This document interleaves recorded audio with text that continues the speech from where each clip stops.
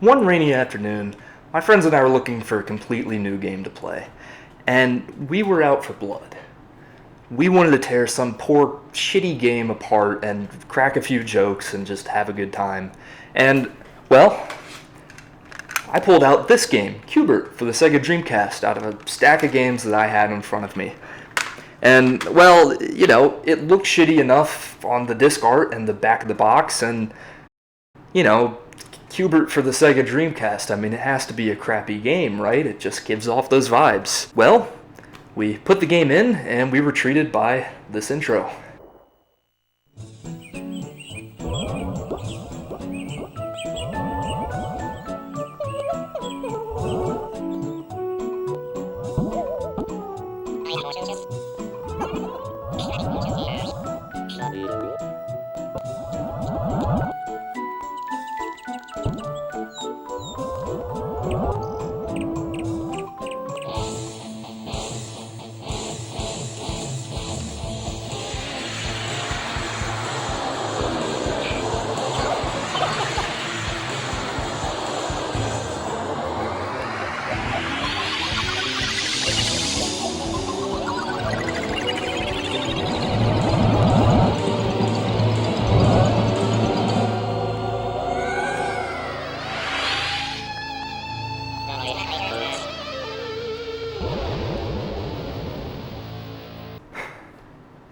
So holy shit, after seeing that one, I mean, we were hyped as fuck. We were already cracking jokes, having a good time, and so, how was the game?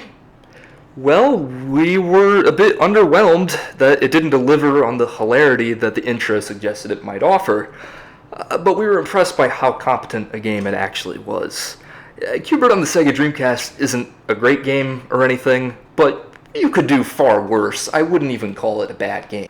So for those unfamiliar, what is Qbert and how does it play? Well, Qbert was a pretty successful early arcade game that involved hopping Qbert across pseudo 3D, isometrically angled blocks. The goal is to hop on every block to change its color and clear the stage. Obstacles such as balls and differently colored balls that turn into snakes force you to alter your path in trying to achieve said goal. Qbert on the Dreamcast, which I like to call Qbert 2000, is actually a remake of the 1982 arcade game, and to that end, it's a pretty faithful one. It features the same classic arcade mode and then several dozen new levels in the game's adventure mode.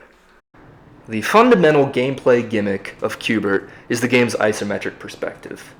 The whole loop hinges on the fact that you're adapting to the game's own unintuitive perspective. And for first-timers, it can take some adjusting to even get your sea legs.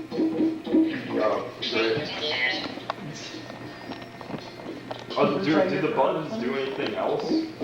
Oh shit. Look, you started out with like 7 lives. Yeah, well, I'm gonna need all of them. I'm just testing all the buttons right now. What? Fuck! Qbert. Shit, this is hard actually. That's why Qbert was a moderate success. It had a low skill floor, but a high skill ceiling. After a few minutes, we had adjusted to the strange perspective at least well enough to move through the menus on the early levels of the game. The high ceiling comes into play when the enemies and obstacles are introduced and make things a little bit more challenging. Sure, you may have tricked your brain into working around this weird perspective enough to go through the menus or play through the very beginning of the game, but how well do you understand it really? Can you really snap right back into this when enemies and obstacles force you to change your path and react quickly? Bro, you can't even see this shit. Oh yeah, there's a snake. God damn. Yeah, wait, there's Oh shit, he's coming after me! Holy shit, dude. That's the gameplay loop of Qbert. It's good, but it's not as infinitely replayable as other arcade games of that era. And I think that mostly relies on the fact that the cognitive dissonance of how you expect the game to control and how it actually controls is just so strong. That's both its biggest strength, its fundamental gameplay gimmick, but it's also its biggest hindrance for being up there with the replayable greats, in my opinion. Take Galaga, for instance. I could play Galaga forever. Sure, both games require focus and precision, but Qbert feels more like homework.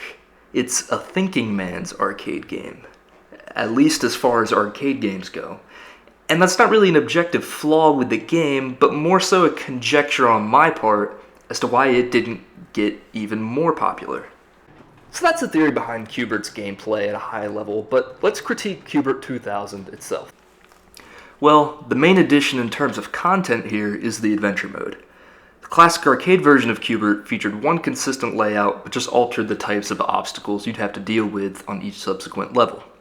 Q*bert 2000 expands on this in an unimaginative, albeit logical way by adding stages with varied layouts.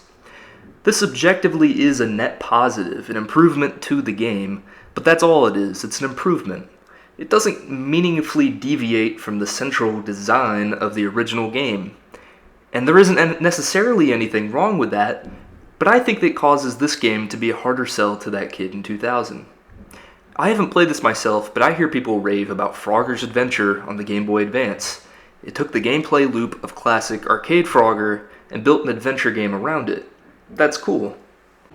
Now, it's not fair for me to criticize the game for what it's not. However, not being a major evolution on the original source material makes the game a whole lot less interesting to talk about. The overall presentation outside of the gameplay screens is pretty poor. The design is visually unappealing and the music is just bad. The design elements of its gameplay screens are a bit more interesting, but to be more specific, the whole game just gives off kind of creepypasta vibes. This music is fucking... Yeah, the music is like fucking creepy as hell. Like, listen to the sounds these snake make when they spawn in.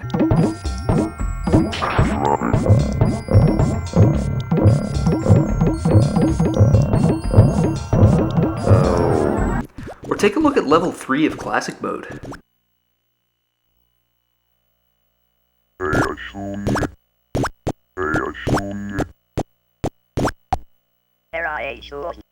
There are other sort of weird, fever dream-esque things about this game, like why does Q*bert bark only sometimes after completing a level?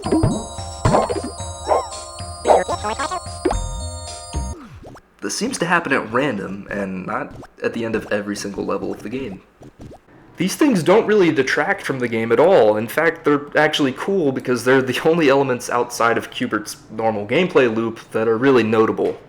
The visuals and sounds do mesh well with the weird little genre in video game history that I like to call the Europop arcade reboots. Robotron 2084, Tempest 2000, Defender 2000. These games all had surreal visuals and trippy sound effects, and were reimaginings of early 80s arcade games. When compared to these, yeah, I feel like Q*bert stands on its own. Although all I can personally attest for is Robotron. I haven't played the others, but I still stand by my assessment. They have similar vibes. So where do I stand in the end? I absolutely had fun with Q*bert 2000. It's nothing all that remarkable or interesting, but the gameplay loop is solid enough to give it a go every now and then. Though there is one thing remarkable about Q*bert 2000. It's the first game I've reviewed for Project Dreamcast. What is Project Dreamcast? Well, I intend to review every single officially released North American Dreamcast game and periodically rank them all relative to each other, worst to best. I want to go through the whole gamut, worst of the worst, best of the best. You'll know how they stack up. So, if you're interested in following along, consider subscribing to the channel. I'm going to post reviews on a weekly to bi-weekly basis, maybe longer depending on the game. On a biannual basis, we're going to go in and rank all the games we've covered to that point. And at the next point we do a ranking, we're going to mix in all the new games that we reviewed since that last ranking. So, if I'm still alive by the end of this project, we will have a complete ranking, worst to best, of the Sega Dreamcast library, done by one person. So, thank you very much for watching, and I'll see you around.